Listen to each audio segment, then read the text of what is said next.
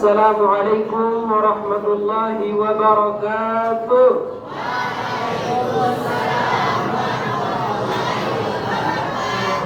Alhamdulillah wassalatu wassalamu ala sayyidina Rasulillah Muhammad ibn Abdullah wa ala alihi wa sahbihi wa man wala wa la hawla wa la quwwata illa billah.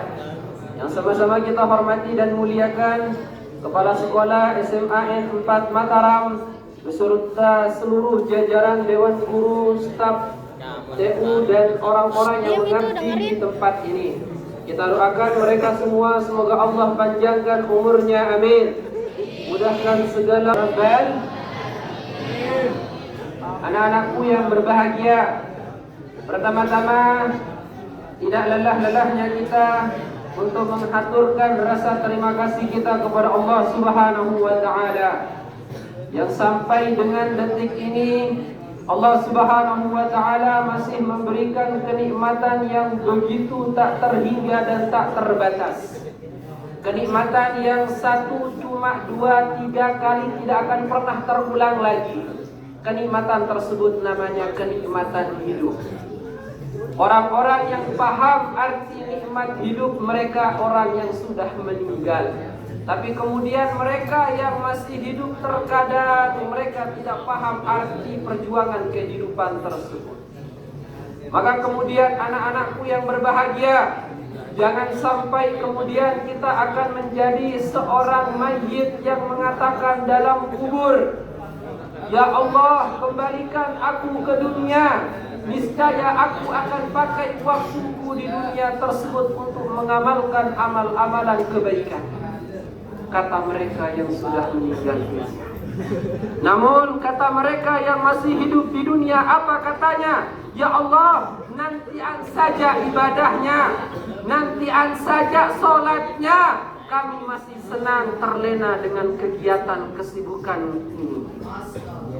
Maka kemudian sungguh beruntung bagi orang-orang yang di dunianya melakukan aktivitas ibadah, menggunakan hidupnya untuk persiapan setelah matinya. Maka anak-anakku yang berbahagia, pada kesempatan kali ini mari kita gemakan sholawat beserta. Orang melupakan sejarah manusia ini, walaupun kemudian dia hafal sejarah orang-orang sukses secara duniawi, namun ketika mereka merupakan sosok panutan kita yaitu Nabi Muhammad sallallahu alaihi wasallam, maka akan menjadi terombang-ambing perilaku kehidupannya di dunia. Jangan salahkan anak-anak muda hari ini rambutnya tidak jelas potongannya. Kenapa mereka tidak mengidolakan Nabi Muhammad? Jangan salahkan wanita-wanita hari ini, mereka berjilbab tapi dadanya masih kelihatan. Mereka menggunakan celana tapi pantatnya masih jelas terlihat, karena mereka tidak pernah mengenal siapa itu para istri Nabi Muhammad. Maka kemudian anak-anakku yang berbahagia, janganlah kita terlena, tertipu dengan fata morgana kehidupan.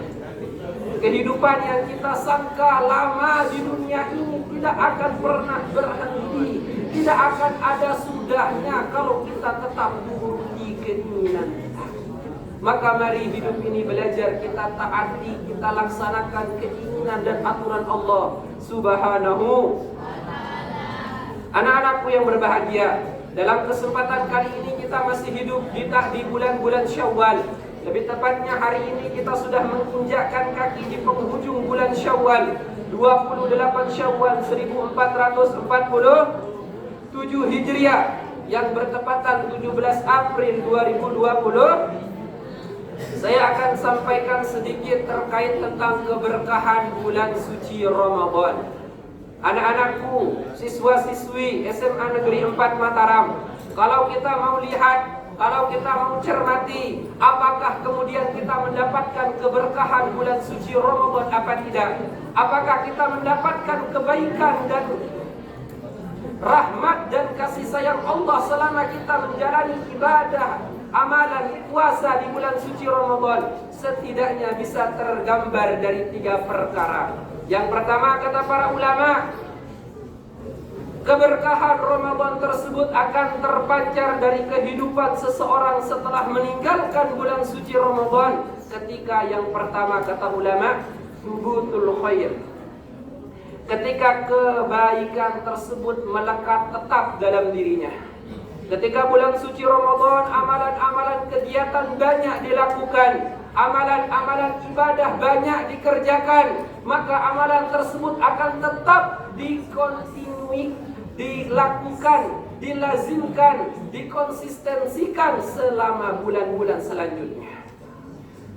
Namun kalau ada orang ibadah di bulan suci Ramadan lancar, tapi kemudian masuk bulan Syawal ibadah tersebut hilang, itu menandakan keberkahan bulan Ramadan tidak didapatkan oleh orang tersebut. Kalau ada orang-orang yang sholatnya di bulan puasa rajin, tapi kok bulan Syawal sholatnya kemudian hilang, artinya mereka sudah dilaknat oleh bulan suci Ramadan. Bahkan dikatakan oleh Kiai Haji Maimun Zubair, salah satu pendiri pondok pesantren Al-Anwar Sarang, Rembang, Jawa Tengah, beliau mengatakan 1 tahun orang-orang yang hidup di dunia ini tergantung pada 1 bulan. Apa 1 bulan yang menentukan 1 tahun tersebut? 1 bulan tersebut bernama bulan suci. Maka kalau orang sudah bulan suci Ramadannya baik, maka dipastikan besar kemungkinan bulan-bulan yang 11 sisanya pun akan menjadi baik. Namun ketika bulan suci Ramadan Allah sampaikan umurnya, tidak ada ketukan hati untuk beribadah di dalamnya, maka 11 bulan selanjutnya bisa dipastikan prosentase ibadahnya pun akan sangat kurang. Kenapa kata beliau? Karena di bulan suci Ramadan yang limpahan rahmat kasih sayang Allah dilipat gandakan berapapun nilai nominalnya, itu masih geda milik ibadah. Apalagi bulan-bulan saleh. Maka kata para ulama, ciri pertama orang mendapatkan keberkahan Ramadan, kebaikan yang dilakukannya di bulan Ramadan masih bertahan di luar Ramadan. Maka kalau ada orang sholat zuhur rajin bulan Ramadan, kok tiba-tiba sholat zuhur sekarang tidak pernah dilakukan, hati-hati. Mungkin kita termasuk orang yang dilaknat oleh Ramadan tersebut. Yang kedua kata para ulama, orang-orang yang akan mendapatkan keberkahan bulan suci Ramadan bisa terpancar dari bagaimana kebaikan tersebut an-numu wa ziyadah. Kebaikan tersebut berkembang dan bertambah. Ketika bulan suci Ramadan bacaan Qur'annya bagus, maka di luar bulan suci Ramadan bacaan Qur'annya juga semakin bagus. Ketika bulan suci Ramadan belajarnya rajin, maka setelah bulan suci Ramadan belajarnya akan semakin rajin. Maka jangan sebaliknya anak-anakku, ketika bulan suci Ramadan baca Qur'annya banyak, tiba-tiba setelah bulan suci Ramadan tidak pernah baca Qur'an lagi. Ketika bulan suci Ramadan banyak sedekahnya, hari ini setelah bulan suci Ramadan tiba-tiba hatinya, tangannya berat untuk mengeluarkan sedekah. Hati-hati nak, keberkahan Ramadan tidak akan pernah kita dapatkan. Dan yang ketiga kata para ulama, ketika kita mau melihat, mencerminkan diri kita apakah mendapatkan keberkahan bulan suci Ramadan, bisa tergambar dari bagaimana az-ziyadatu ilal ghair. Keberkahan kebaikan itu tersalurkan kepada orang-orang sekitar kita. Yang pertama, yang paling wajib kita berbuat baik setelah kepada Allah Subhanahu wa ta'ala adalah kedua orang tua kita. Sepeninggal orang tua kita tetap harus didoakan. Bahkan dikatakan oleh para ulama, orang yang tidak mendoakan orang tuanya dalam setiap munajatnya kepada Allah, wajib manusia itu akan merasakan kesempitan hidupnya. Maka kemudian anak-anakku yang berbahagia, ada di dalam sebuah hadis Nabi sallallahu alaihi wasallam mengatakan dalam sabdanya, la tazalu hadhihi al-ummatu ala syari'atin ma lam yadhhar fihi musalat. Nabi sallallahu alaihi wasallam mengatakan dalam sabdanya, umatnya Nabi Muhammad ini masih berjalan dalam rel kereta syariat selama belum nampak 3 perkara di tengah-tengah umat Nabi Muhammad. Yang pertama kata beliau, malam yakbid minhumul ilm. Yang pertama, umatnya Nabi Muhammad masih akan baik kehidupannya selama ilmu belum diangkat dari muka bumi ini. Kalau sudah ilmu diangkat, ulama diwafatkan, orang-orang bodoh akan berkuasa. Orang-orang yang tidak profesional akan menjalani perannya sebagai seorang pendidik, sehingga kemudian pendidikan itu akan tidak memiliki makna sama sekali. Nah, yang kita lakukan hari ini bukan saja transfer of knowledge. Yang kita lakukan hari ini bukan saja kita memahami apa yang ditulis, dihafalkan di atas kertas.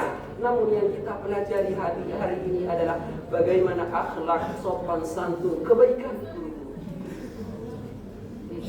Maka sungguh kurang ajar kalau ada seorang siswa hari ini pinter kok nakal, pinter kok kajuman, sais turutan. Jangan-jangan orang tersebut sedang berkamuflase menjadi setan nyata yang ilmunya banyak tapi akhlaknya buruk.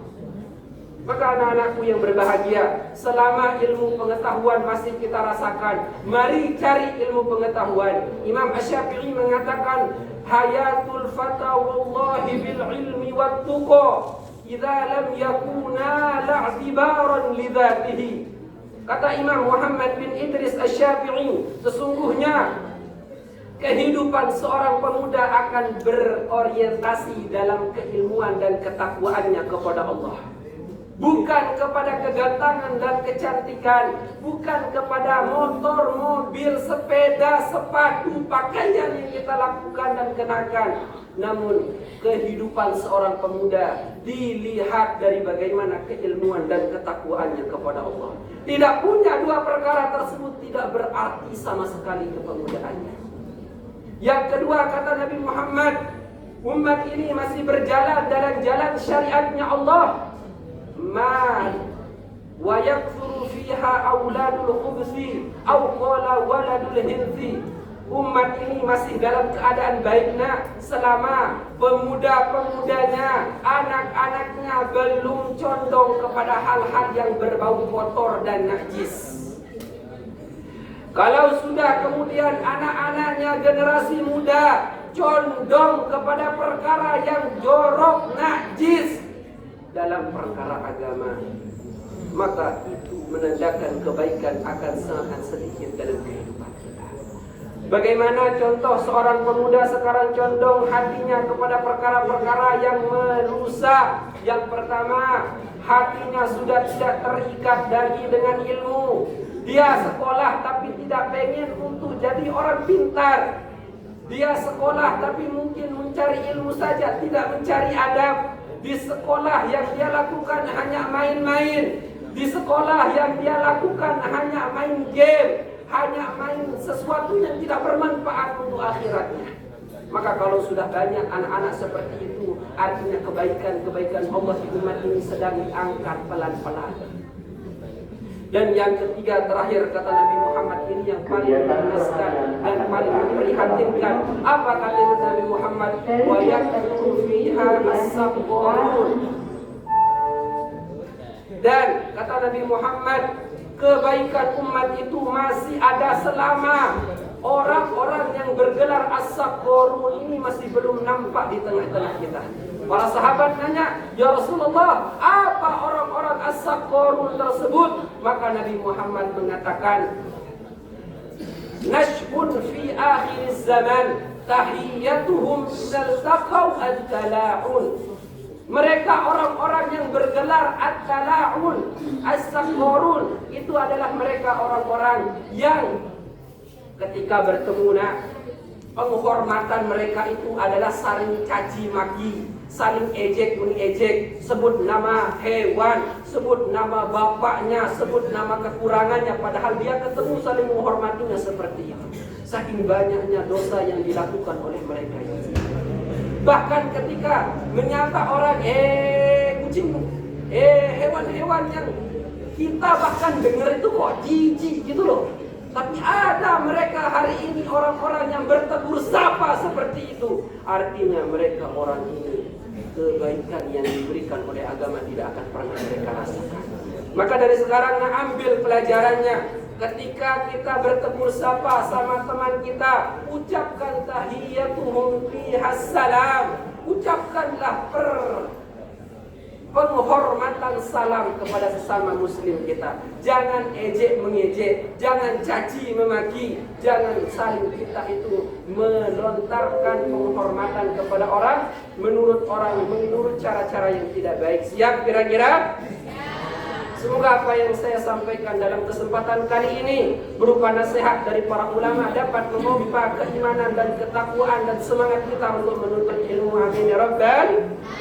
Demikian dan terima kasih, kurang lebihnya yang mohon maaf. Assalamualaikum warahmatullahi wabarakatuh.